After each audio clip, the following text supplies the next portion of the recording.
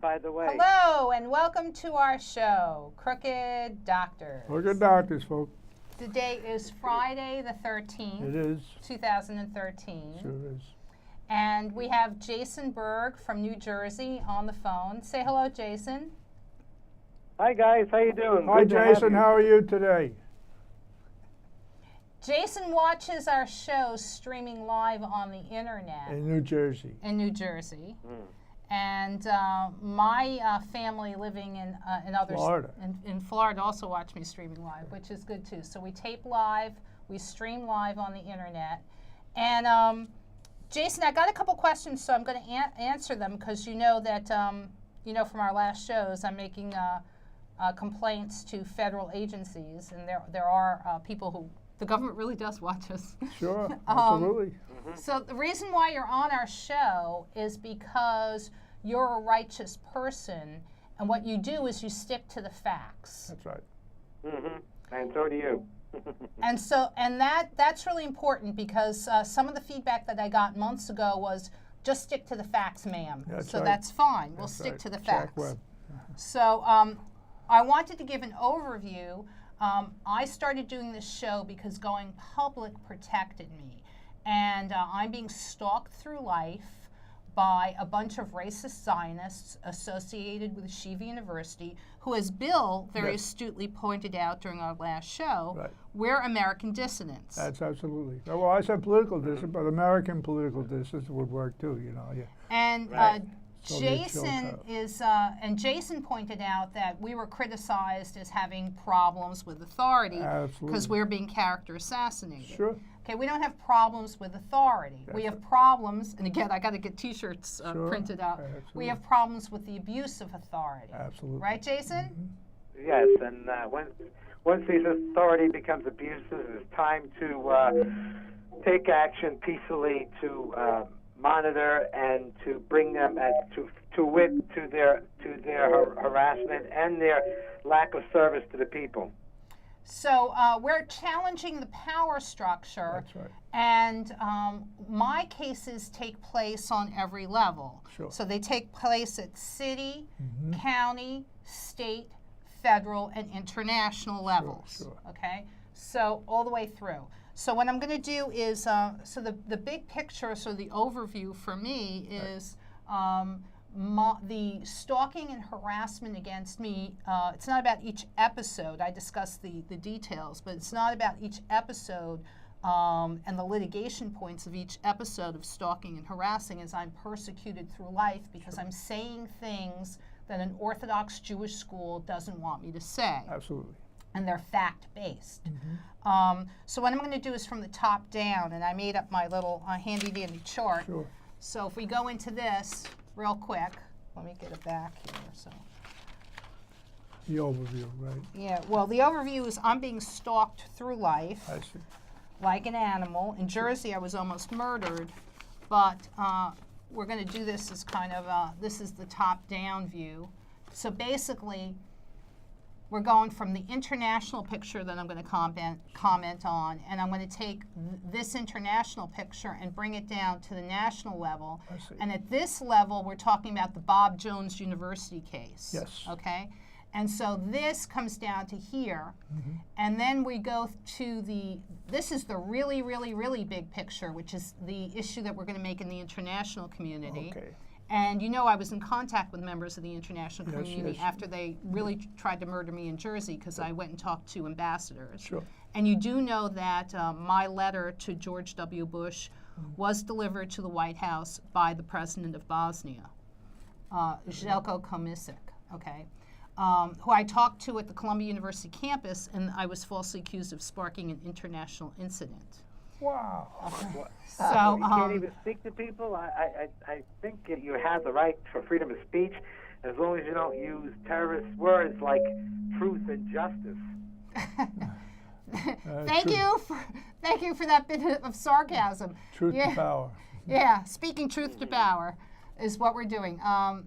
It's interesting that you would use that phrase because Mr. Mikey Weinstein of Military Religious Freedom Foundation was trying to defend his friends I see. the Wilsons, particularly Valerie Plain Wilson. I see. And as me and Mikey Weinstein are, and I do have his private cell phone number. Hello, Mr. Weinstein. Mr. Weinstein started picking on some generals. Okay. So I really had no choice. I had to go defend them. And what came out of that was sort of unexpected, but it helped Mr. Weinstein because Valerie Plain Wilson was outed. As an agent, and it could have cost her life. It cost her career. And it could have And cost so her somehow, I really don't know how, like when I was walking around Congress, Yeshiva University opened their big stupid mouths, Right. and they revealed classified information, which is a crime. Sure. And one of the people in my Yeshiva victims group, as we were suing Yeshiva University Sure. in New York, got an attorney named James Michael Lenahan, Okay, got it. who was a commissioned officer in the military. I got it. And he looked at some of the statutes. I was asked to go to his office to bring him up to speed on some of the facts in the law. Right. And according to him, because he doubled and triple checked, Right. he's like, Lydia, once you demonstrate, like you have done, that the school falsifies student records and you can't correct your records, I see. there is in the law a provision that says the U.S. Secretary of Education can pull all funding from Yeshiva University from all available sources. Well, there you go. So as I'm running around Congress, now keep in mind here, I'm not allowed, revealing classified information is a crime. I understand. So I'm sort of talking around a lot of stuff. Sure, right? absolutely, yeah, sure. So they kind of let it slip that Yeshiva University gets funding that cannot be pulled from the CIA. So, gee, Mr. Weinstein, I'm not really sure how that happened, and I'm being sincere, I'm not lying. But, let's see. A bunch of people outed Valerie Plain Wilson, and somehow the CIA got outed at Yeshiva University. That's right. Well, you can't have a program at a school where there's such a bunch of blabbermouths that they're committing crimes like revealing classified information. And you certainly can't have a CIA funded program where they're doing things like tampering with evidence. Absolutely. And falsifying student records and stealing money and stipulating to the fact that they fraudulently induced me to entering their school. And this is another example of tampering with evidence. Can you zoom into this? Zoom. Because this is in the hands of a federal judge. It's really ironic. Go ahead. With everything, the communications. Our government is supposed to be there to protect us and serve us, but they're there serving us with the bayonets and raping us with their institutions that are go against the Constitution. Yeah. Now, I was charged with a crime. You asked me about this, Jason. Do you see this on your computer in Screen. in Jersey? Yes, I did. Exhibit WW. Right, there you go. This is from Barnard College when I took organic chemistry with Marco Pagnotta. Now, Marco Pagnotta was my professor. Now, nobody would write, and this is the quote they didn't want anyone to see, she would be an asset to any organization. But nobody would write a letter of recommendation when clearly his signature is legible. And the letterhead from Barnard College is legible, but you can't read the body of the letter of recommendation. So, and this was done in September 7th, 1993. So when I contact my school and say, I want my letters of recommendation because they're data points on a timeline that protect me from Jersey City Medical Center lying and character assassinating me. That's right. Please give me my letters of recommendation. And this is part of the discussion I had with Mr. Mikey Weinstein and the pre-med advisor and other important officials at the U.S. Air Force Academy. And by the way, West Point Military Academy sends its cadets to Yeshiva University's medical school. I'm telling pre-meds, please independently archive your letters of recommendation so that never again can a school do to you what Yeshiva University did to me. That's right. They took my letter of recommendation. This is their response to a valid subpoena. Now this makes my case for me, okay? Sure does. You don't convict me when in response to a valid subpoena, this is how they tampered with my letters of recommendation. Okay? And do you see this, Jason? The irony is is that you requested that information. Because it's unlegible, they can say, "Oh, we gave it to you," but a document that you cannot read is not a document. It is a airplane that will fall on its own unmerits. Well, see, this is not, I mean, it's relatively simple for me to go to Barnard College, and they're going to say, we never gave you a letter of recommendation that looked like this, Lydia. This is evidence tampering. This is a crime, okay? And I can find Marco Pagnotta. It's not too hard for me to find Marco Pagnotta, and he's going to go, Lydia, this is ridiculous. He remembers me. That's right. This is ridiculous, Lydia. I never gave you a letter of recommendation that looked like this, okay? Absolutely. So it's relatively simple for me to go to Barnard. Now, when you get a letter of recommendation for medical school, if you come back to me a little, when you get a letter of recommendation for medical school, okay, first this goes through Barnard College. Then it gets sent over to the pre-med advisor at Columbia University, the School of General Studies, okay, and they review it. This is a long, laborious process. So Barnard College would never send out a letter of recommendation that looked like this. But let's say they did through some mistake. The pre-med advisor at Columbia University would have caught this. That's right. Then these letters, and then you have to have an interview process where Columbia University has to decide if they're going to support your application to medical school or not. So you have this long interview where they write a summary letter. And they review, it's their job, you're paying them. They would have caught this, okay? Then the Columbia University sends your letters of recommendation and a packet to the application service, AMCAS. Okay? And AMCAS's job, because you pay them, is to review it to make sure that your letters of recommendation don't look like this. Okay? So this is not something that all these and then when it gets to the school, it's reviewed again. And if there was this mistake, the school would have contacted me and said, by the way, Miss Radin, you need to resubmit this letter because something happened. Now, there are lots of points along the way. Yeshiva University tampered with this. Yes, okay? They were trying to tell me something. Yeshiva University. What's the date that you supposedly sent that, and when did the wonderful yeshiva submit that back to you? Well, this was given to me, and I submitted this in response to my application for medical school in 1993 to 1994. Okay, I never withdrew from medical school. That's another lie. And these are the LCME documents that show that I went to trial without documents and other evidence to show that I was telling the truth and the school was lying. My attorney right now, Gerald DiChiera, and I'll have to make a complaint to the Bar Association, claims, this is the lie that he told, because this is the lie that was put in his mouth, that all these documents were released in response to a valid subpoena in 2009. Remember, I was physically assaulted at Jersey City Medical Center in 2008. Okay. So these are, and remember, Jersey City Medical Center is doing a lot of bad things, not only just to me.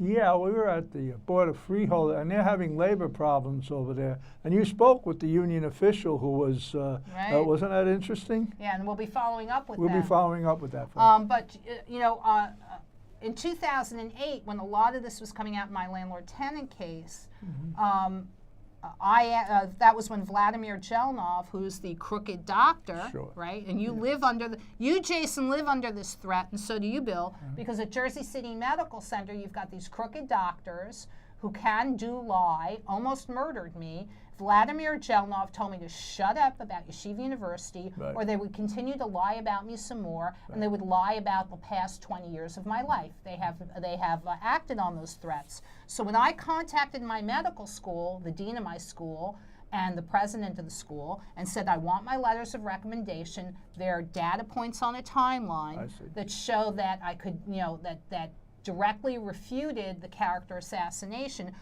There was a subpoena made in July of 2009, and this was the response to the subpoena. They tampered with my documents. Okay, so this makes my argument. I'm telling my attorney, my educational records are falsified, my medical records are falsified, they falsified financial records. Can you get a close-up of this? A close-up. Okay, this is another example of evidence tampering. And they changed this. What is so great with the doing is that there's no saying. Give a man enough rope to hang themselves, and they're going to be very interesting when they do choke on their own stupidity. They're going to be going, what did I do? Exactly. And what they did right here is, I signed this in 1993. And what they did is they changed this 3, the last 3, to a 9. To a 9, yeah. Okay? That, yeah. And this was to substantiate a lie that they had told. And they had told that, she withdrew, and then she reapplied. That's not true. And they claimed that in 1999, I had signed a waiver. Right. Where I said I would waive my rights to see my letters of recommendation. Got it. So, we're at court with Judge Simpson, and they're creating this fiction that said, she signed this waiver where she claimed that she would not see her letters of recommendation. Got it.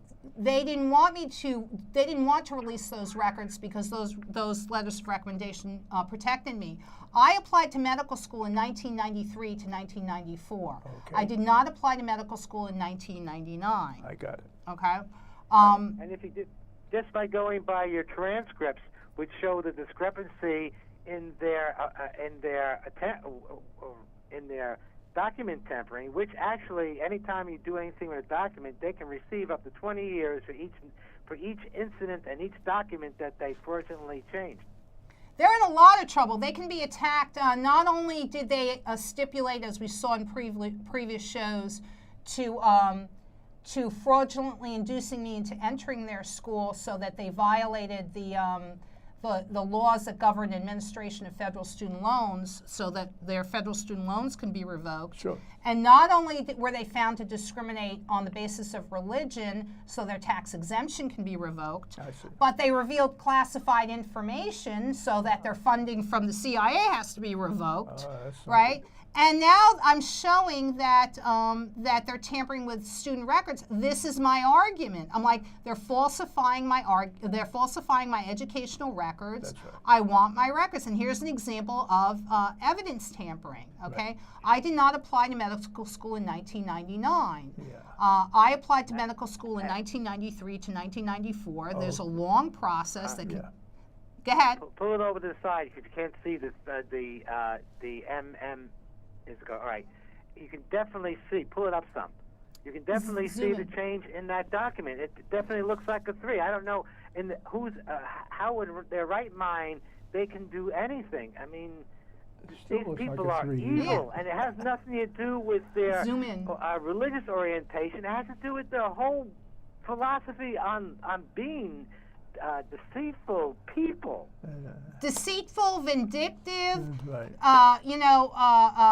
Basically, right here.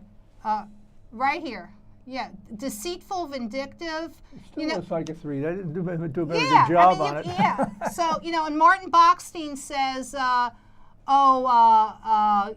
they admitted that the document was changed, but they said he didn't do it. The secretary did it. The secretary did it. The secretary didn't have a motive. That's right. Okay, the school's attorneys who lied had the motive. They changed this. Absolutely. Zoom out a little bit. So this is how I got convicted. I'm asking for my records. They're committing evidence tampering. Sure. Right? This is why I was sent to jail. Yep. So this is a public service right now when I'm telling pre-meds, this is how dangerous it is. You need to independently archive your letters of recommendation and your performance evaluations, because 5 years out, 10 years out, 15 years out, 20 years out, you're going to wind up like Valerie Plame Wilson. That's right. You're going to be speaking truth to power, and they're going to lie about your past. That's right. Like they lied about my past. That's right. Okay, so when I'm on the U.S., when I'm calling the U.S. Air Force Academy campus, I expect to be backed up by Mr. Mikey Weinstein. That's right. And the pre-med advisor. Your pre-meds need to independently archive your letters of recommendation. Absolutely. I went to medical school with West Point graduates. That's so right. when I went to West Point to talk to Brigadier General Patrick Finnegan, and Robert Caslin was there, who was being attacked. You know, I do multitask, and I was taking care of a lot of different things at the same time. I'm like, one of the things that you need to do is make sure that your West Point graduates independently archive their letters of recommendation and their performance evaluations, because they're going to wind up like Lydia Radin, right? So this is a pattern. Would you say this is a pattern? You're the tip of the iceberg. Yeah, I mean, I am. Yeah, I mean, Yeshiva University right now is being sued by 34 former students who are talking about physical and sexual abuse that go back decades. And since my case came first and I laid a foundation in the Southern District of New York, those students can build their cases on mine, which is what Marlene Abramova and Javon Patio were doing. I got it. But I want to bring it down to the. So you following with me so far, Jason? Yeah, just a question. Like, we've been doing this for some time. Just to give a brief description. You were put in jail. For what crime did you commit against a person? Was it committed onto the state or the individual? Well, this is the accusatory document. So if you zoom in here, technical director, this was the first accusatory document that I got.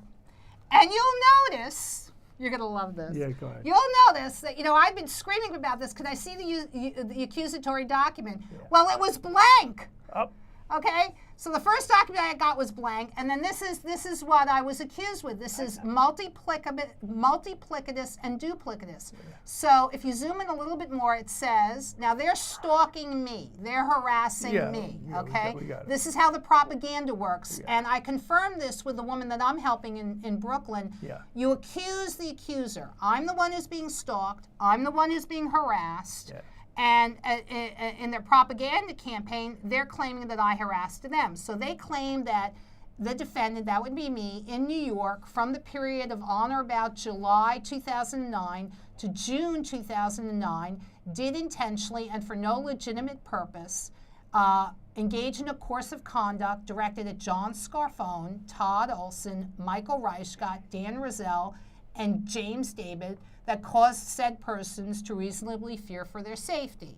Now, there's a problem with this accusatory incident. What is the problem? The first problem is that it says that I had no legitimate purpose. Okay. Well, as I just demonstrated, I have a legitimate purpose in seeking to contact my school. Yeah. Well, they've falsified my records. What? And I want to access my records and correct them. Mm-hmm. And here's one example right here. Okay? And here's another example. I have a legitimate purpose, right? Sure. And here's another example. They engaged in evidence tampering with my letters of recommendation right here, okay? Okay, so obviously I have a legitimate purpose. Sure. Now, the other problem with this is, so I've committed no crime, and Detective Cologne never did an investigation. They rushed this thing through. He made up a bunch of lies. Now I find myself at trial, right? Yeah. Now, the other problem with this is, how do I defend myself? What is the course of conduct? You have to describe in detail at such and first of all, this is duplicitous and multiplicitous, okay? Yes. They say it's a course of conduct directed at who? John Scarfone? Okay. Todd also? I don't know. Which one of these victims are we picking out of this charge here? There's no victim. There's no... They grouped all the victims together. I have no idea. Does it say that on Tuesday at such and such a date, a particular person, a particular person at a particular time, they feared for their safety because of blah, blah, blah. Go ahead. Basically, it's a blank statement trying to cover everything. And when they did that, they have to be specific in a time period. I would think, as a person who's working with We the People, I would think that is a document that is so skewed towards a lie that it boggles the mind that these people think they're doing the public good when they are hurting people because of their serving the establishment. They're not serving us, they are serving themselves. And they're there to protect the Constitution against foreign and domestic enemies, and they are making you a domestic enemy when they themselves are the enemy of the people. Thank you. And these are your tax dollars in action, ladies and gentlemen. Tax dollars at work, folks. Yeah, you're paying for this stupidity. The state of New York spent over $250,000 in malicious prosecution and abusive process to illegally convict and illegally incarcerate me, so to do Yeshiva University's dirty work. One question here, Lydia. Now, does this turn everything on its head? In other words, you're not the victim; they're the victim, and isn't I'm this? the victim. I mean, according to them, is that what they're doing? They're turning everything on its head. It's part of the propaganda campaign. Okay, right. So I'm the one who was stalked. I'm the one who was harassed. And this is count. I mean, I don't even know. There's not enough specific information in these counts for me to even know what I did. But most importantly, I have a legitimate purpose in contacting the school to access and correct my records. I see. And if you're going to say that that I stalked them for this period of time, then it doesn't even make any sense, because it's July 2009 to June 2009. I mean, it's not even typed properly. Like, I don't even know. It's like July 11. It doesn't even 2009 to June 2000. It doesn't even make any sense.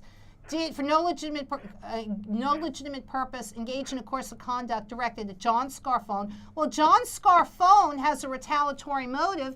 He lied about me in 2006 when I was named as a witness against him. That's right. I was named as a witness against Todd Olson in 2006. He has a retaliatory motive. That's right. Michael Reichgott was my dean of students. He lost his job because of me. Dan Rozelle was hired as outside counsel by the school. I caught him lying in my case, where he went into federal court and swore on a stack of Bibles. I got 2 hearings and then had to recant those statements and admit that he didn't know whether I got a hearing at all. And Jimmy David is this dishonest psychiatrist. I was named as a witness against him. He doesn't even know me, but he presumes to diagnose me, so he stalks me through life like an animal, telling people that I'm his patient when I'm not, offering diagnoses. It's ridiculous. The man is... Information. Go ahead. Point information. If these people lied on the stand, were they ever prosecuted for perjury? Their lies in the court? Good question. Come back to me. Perjury. Excellent question. They committed perjury. They perjured themselves. Yes, they did. So now my question is, what the heck are my attorneys doing about this? Well, Anthony Lombardino, who took $10,000 from me, is busy lying. Thank God I caught him on videotape, put that videotape up on my Crooked Doctors channel on YouTube, and the man is a liar. Is he in on it, Lombard? Yes, he is. I see. I'll make a kickback. Tony Lombardino, after I got out of Rikers Island, was working with the Queens District Attorney's Office to press even more false criminal charges against me till I put a stop to it. Can you get that knife out of my back there, Bill? Oh, yeah. So, yeah. It wouldn't be that bad if it was a knife, but they have saliva on it, so you're being infected by their venom. Well, I wouldn't call it venom, but there's certain a bacteria that needs to be eradicated. Thank you. And as for Gerald DiChiera, he's busy telling lie after lie. So he's going to have to be reported to his licensing board. So I know exactly what it's like for people like Pauline Roman to have their attorneys stab them in the back. But this accusatory instrument is bogus. I have a legitimate purpose, and in fact, I can show this very quickly too, Malik. Zoom. If you zoom in on this. This is, and I want you to pay attention here, Jason, because this is a promissory note that I gave to Steve Fulop. Now, Steve Fulop is Mayor Steve Fulop in Jersey. Mayor of Jersey City, folks. Right. Now, he's going to be removed from office because moral turpitude. For moral turpitude, because what he did is he helped Yeshiva University commit federal student loan fraud. Now, this is I sat down in face-to-face meetings with Steve Fulop, and I can, if you zoom out just a little bit, Malik.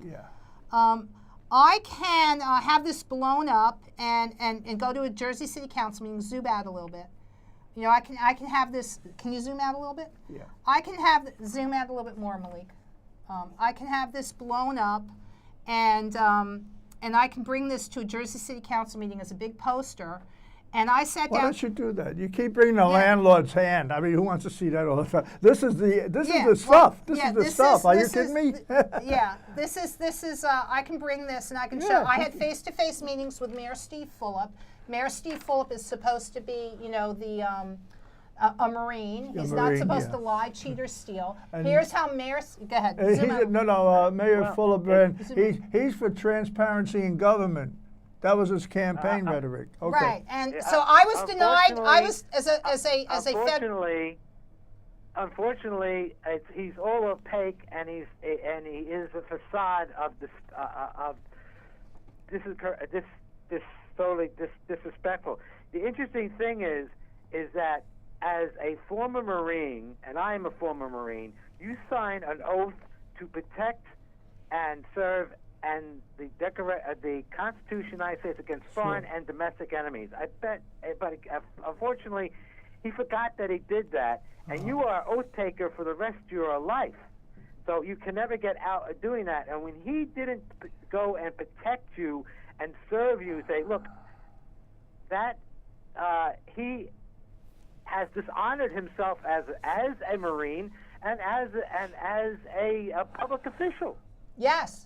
And as a public official, he can be removed for moral turpitude. Yeah. Let me jump in here. I gave Lydia, she's going to do a homework tonight. It's an article from the Jersey Journal by CrookedDoctors. And it shows, this man, he's a journalist for the Jersey Journal, the editorial journalist, and he should be a psychiatrist. He's showing a facade, just what Jason said, of Steve Fulop, and he's going into details, a full-page editorial. But she's going to check that out tonight. And just what we're discussing, CrookedDoctors is right on the money. But we'll follow that in the future. Go ahead. Next week, maybe I'll show his article. Yeah, absolutely. Yeah, his article is right where you're talking about. So the bottom line is Mr. Fulop is a fraud, and it's not about him. It's about the people who are backing him. Right. But the bottom line is when Mr. Steve Fulop, who's a Marine, who's my city councilman, I had face-to-face meetings with him. Now, even more to the point, Mr. Steve Fulop claims to be an expert in financial matters. Well, it should be Goldman Sachs, right? On Wall Street, right? Right. Wall Street. So this is not rocket science, and part of the reason I'm contacting my school is because they committed federal student loan fraud. Okay. And as a crime, I was denied the benefits of these federal programs. Okay. So on its face, you don't have to know too much, but on its face, this promissory note is fraud. Yeah, it is. So, and I'll show it in just 1 second, but Mr. Steve Fulop can and will be removed from office because not only did he help Jersey City Medical Center commit fraud and Medicaid fraud to help a hospital steal, but he also helped this school steal. He did. So if you just zoom in a little bit, Malik. Zoom. And I think we might be getting another phone call, so we should be taking a look at that now yet. Okay, on its face, and I can show you very quickly, this is fraud because right over here, the lender, stop right there. You can take the stills off. The lender information is blank. Okay, it is illegal for a student to leave a student financial aid office or a student finance office by having this part be blank. Okay, I'm supposed to know who the bank is. Sure. Now the bank, I discovered, is, I believe, but I haven't gotten confirmation from my school or any other authority, the bank is J.P. Morgan Chase. You know, those paragons of virtue who committed so much fraud. They had to bail them out. In the mortgage industry that they had to pay back $13 billion. That's $13 billion. And they brought the country down. And the real thing that really stinks is that they were criminals, and there's not one person in the banking industry that has gone to jail because this whole country is based on the currency that has no gold or silver value, and the only reason why it has value because we give it value. But if once the people say, no, this is too much, they can print up as much as they want, this country will collapse on itself, and then we have a challenge. A big challenge. Wait a minute, one last thing. What Jason said is true. This is white-collar crime, and nobody's doing time. How does that work? Yeah, now we got Eric Holder, who went after J.P. Morgan Chase for $13 billion of fraud in the mortgage industry, and here's what they don't want to come to light. Okay, this is what Yeshiva University is doing. Why don't they want you, or this is my working theory. Hello, FBI. Hello. Okay, listen up. Okay, why don't they want the students to know who the bank is? Right. Because the working theory is they're doing what's illegal. And what's illegal is to bundle these loan notes. In other words, to take all these loan notes. Think about this, okay? At the medical school, there's 800 students a year filling out these forms, okay? So if you take all 800 applications and give it to one bank, and we pay that bank to process it. The taxpayers? No, the students The do. students? Okay, this comes out of my money. Out of your pocket? Out of my pocket. So when I get a student loan, I fill out the application. I'm supposed to. All my questions are supposed to be answered. I'm not supposed to be kept in the dark. Right. Okay. So what Yeshiva University got the bright idea, and this is illegal, is if you take all these loan notes together, 800 of these a year from the medical school alone, but you can also do it in the undergraduate and the other graduate schools, and you keep them all together as a stack, and you give it to the bank. Right. The students pay or paid because the laws were changed a little bit. But in my case, this is why a lot of the students had to build their cases on mine.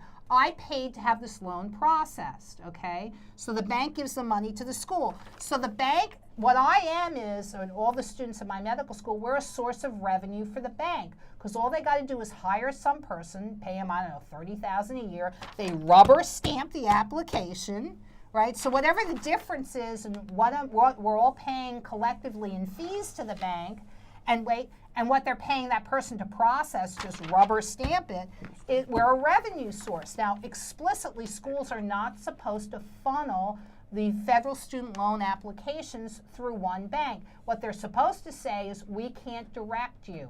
We can't feed you to a particular bank so we can get a sweetheart kickback deal. Because if I'm a school and I'm funneling all my business through a bank that's making money, I'm going to say, so bank, what are you giving me? No, this is a hot button issue in Congress as we speak. No, there's collusion now between the banks and the universities. There you go. Okay, that's good. That's true. It even goes even deeper.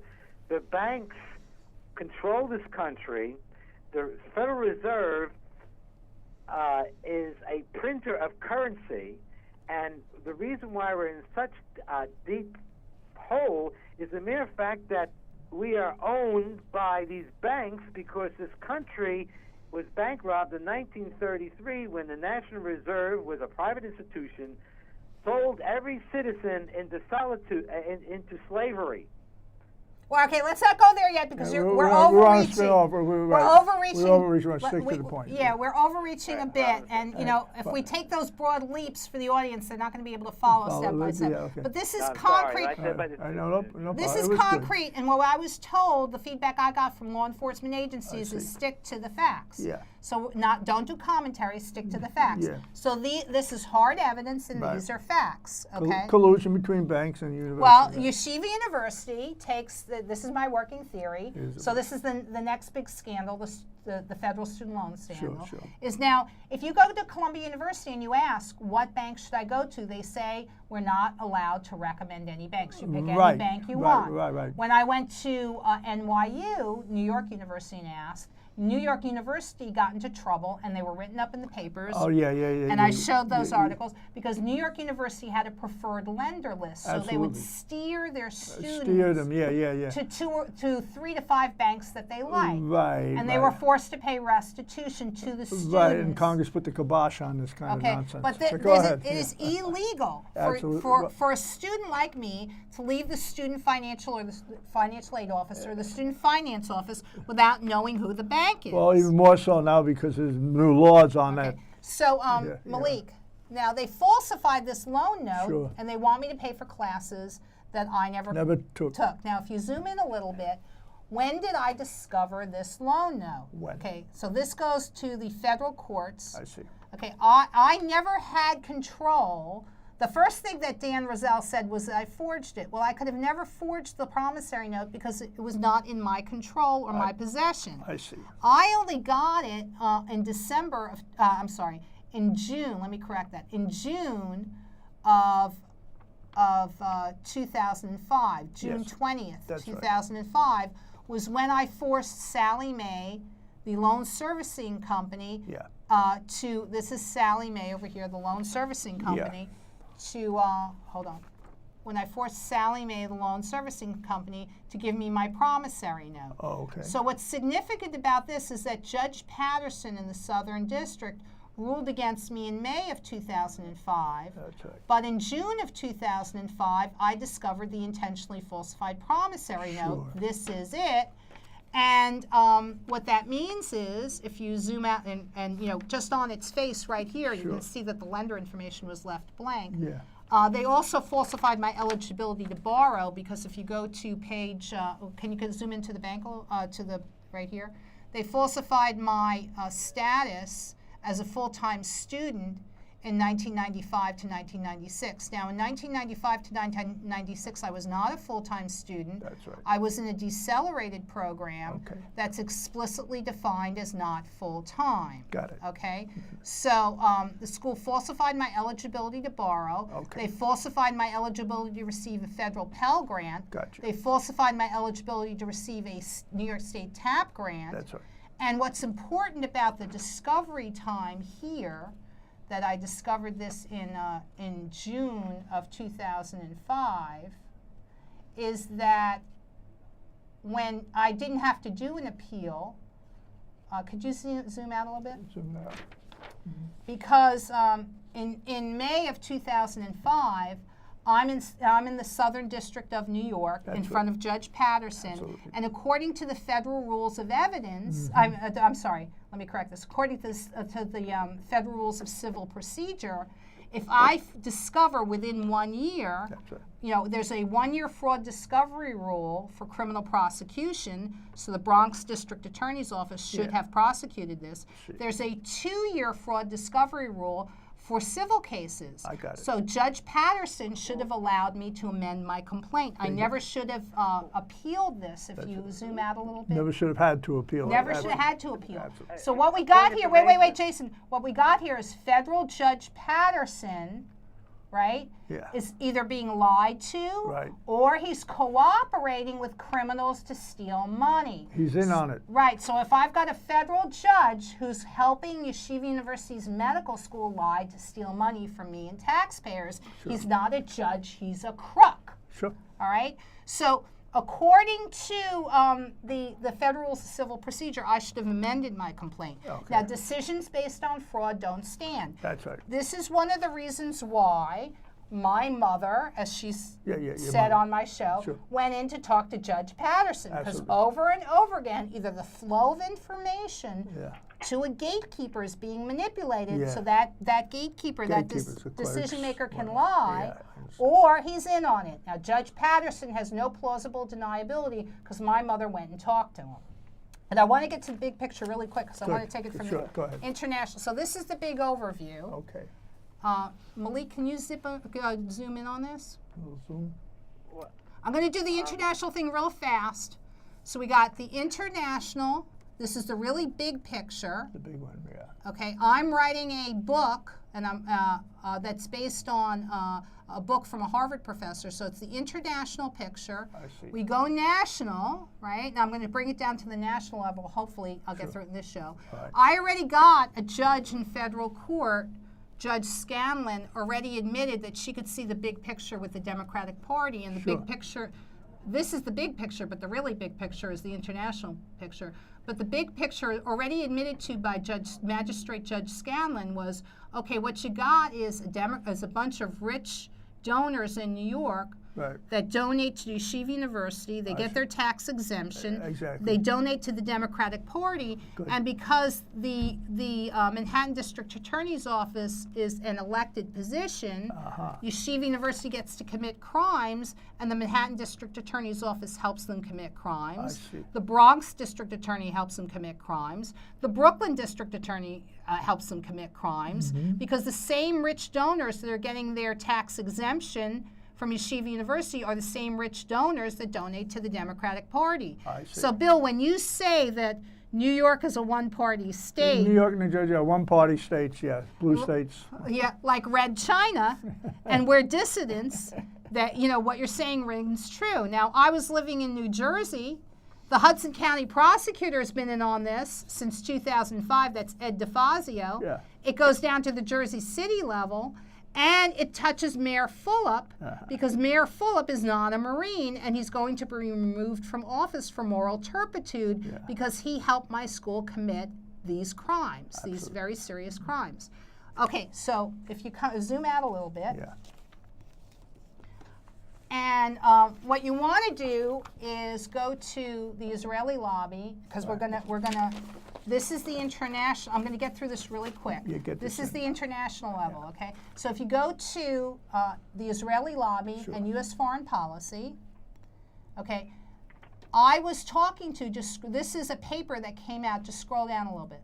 This is a paper that came out in 2006. Scroll down just a little bit more. Okay, Harvard University, it's Professor Walt. This white paper came out in March of 2006. Now you can Google this, okay? This is really easy to Google. If you scroll up a little bit. I was talking to Professor Walt, and I said, listen, I got to come up to Harvard and talk to you because I'm writing the natural sequel to your book, and this is my PhD thesis. That's great. You wrote a book called The Israeli Lobby and U.S. Foreign Policy. I see. I unwittingly, as I was preparing my case for federal court and helping other students of Yeshiva University. I got it. You see this is a PDF up there. All you have to do is Google the Israeli Lobby and U.S. Foreign Policy, and you're going to come to this. I'm talking to Professor Walt, and I'm saying, listen, I got to come up to Harvard and talk to you because I am writing the natural sequel to your book, and I'm, in effect, your graduate student. Sure. And I'm writing the Israeli lobby and U.S. domestic policy, okay? And he's like, what are you talking about? So if you come back to me, no, go to the next. By the way, let me just take a moment. Anybody can read this on the internet. It's a very easy read. This is the professor's? This is a very easy read. It's about 80 pages. Yeah, just keep scrolling through it. That's good. It's about 80 pages, but it's really the only first 40 pages that you want to read. And it's based on the last 40 pages are citations to Israeli scholars. Okay, so it's Israeli scholars that this work is based on, and it asks the question: why does America support Israel? Right. And the answer, which these professors say, is there is no reason. Okay, our democracy or our republic has been co-opted. Mm-hmm. I checked with a guy named Joseph Ben David. Joseph Ben David used to be when he was in Israel, used to be part of the Israeli Defense Forces. Mm-hmm. And it's no secret, because he's putting out his own work, where he says, look, it's no secret that a democracy can easily be co-opted by a very small minority. In fact, we saw it happen in Germany. Germany was a democracy. Sure, the Hindenburg. No, Germany was a democracy before it became a fascist Nazi state. Okay. And what happened was the Nazi Party took over, and they got elected. They used a lot of techniques, and then once they got elected, that's when they consolidated power and stopped being a democracy. I see. Now, just 1 second, Jason. I just need to. They were a monarchy republic at a point, really. Yeah, thank you for correcting me. That's true. So what you got is, keep going. So I'm writing the sequel to this work. I got it. If you go to the next school, you can close this now. Yeah. That's good. And this is Elliot Abrams. Okay, Elliot Abrams. What about him? Came to speak at Columbia University's law school when I was a student there. Yeah. And Elliot Abrams talks about, and this buys into the Bob Jones University case, the strategy for the American Jewish community used to be, when the Bob Jones University case came out, to involve themselves in secular issues. All right. And then there was a change. And Elliot Abrams wrote a book that said, we want to change that now and do a hard shift to the right, okay? So Elliot Abrams, when he came to speak at Columbia University's law school, I was there. And we can get into that later, but his book talks about, one of his books talks about how there should be a change in strategy for the American Jewish community, no longer to involve themselves in secular causes, to be liberal and that kind of thing, and to get support from other so-called oppressed minorities, but now to do a hard hawk shift to the right. So if you come back to me, right now, in front of Judge Chen, I submitted this to Judge Chen. Zoom in on this. Judge Chen, this is the question I'm asking, and then this will go to the FBI. So we'll see in real time what the FBI has to say. And I'm like, Judge Chen, okay, right now, I've submitted this, and I'm asking the question. This is the, you can zoom out a little bit.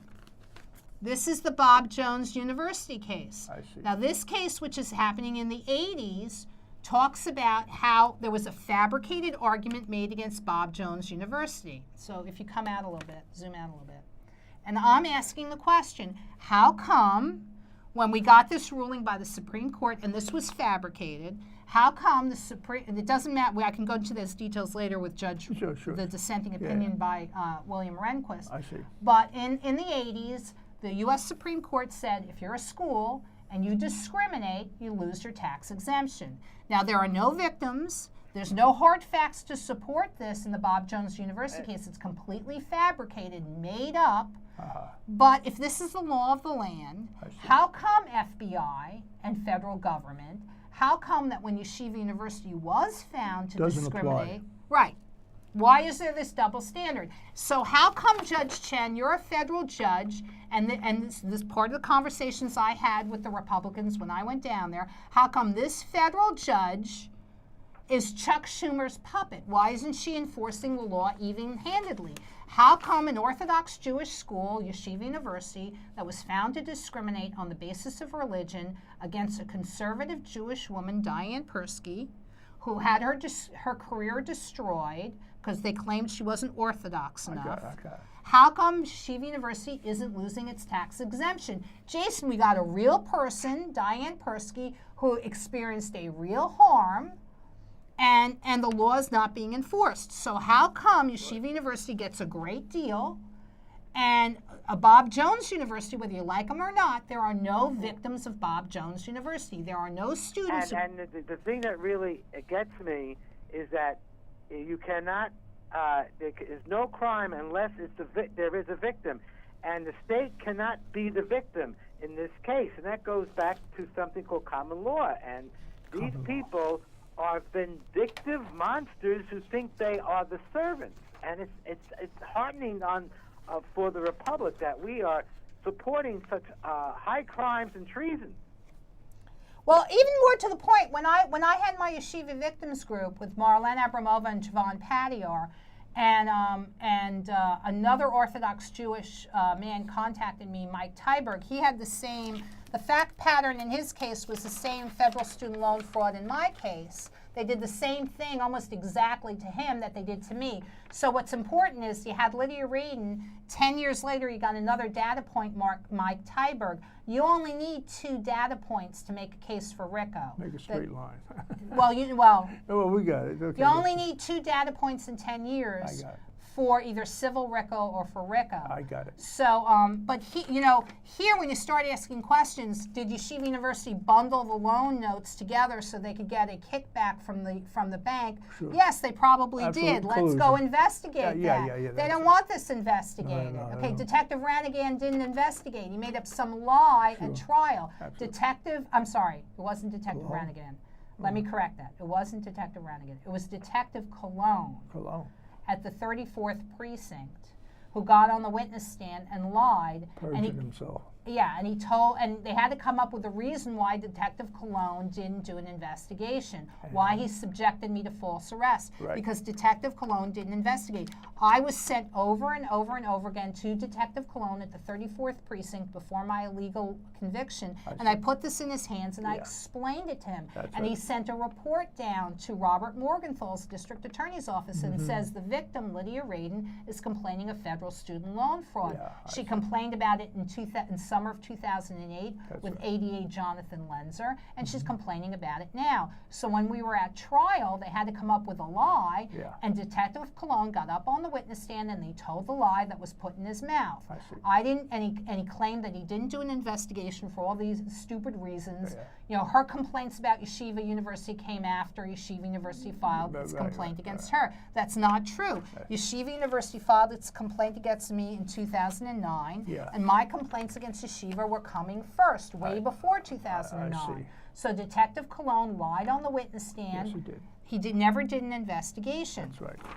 So, but the important point here is when Mike Tyberg, an Orthodox Jewish man, calls me up, and he's got the same fact pattern for Yeah. federal student loan fraud. Sure. You got Lydia Radin's case. 10 years later, you got Mike Tyberg's case, saying almost the exact same fact pattern. Those are the minimum amount that you need to prosecute for civil RICO or for RICO. That's racketeer, influence, corrupt organizations. Yeah. In other words, Yeshiva University is an organized criminal entity, and this is one example. Bunch of criminals. Okay, so now the issue here are you with me so far, Jason?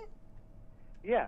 Okay, And now, right here, now I'm talking to Mike Tyberg, and I'm like, Mike, we know that the court system is corrupt. We know that Judge Patterson lied. We know that the first phone call your attorney's going to get is from Yeshiva University's attorneys, and the first thing they're going to say is, what are you going to do to throw this? What could we do to have you throw the student's case, right?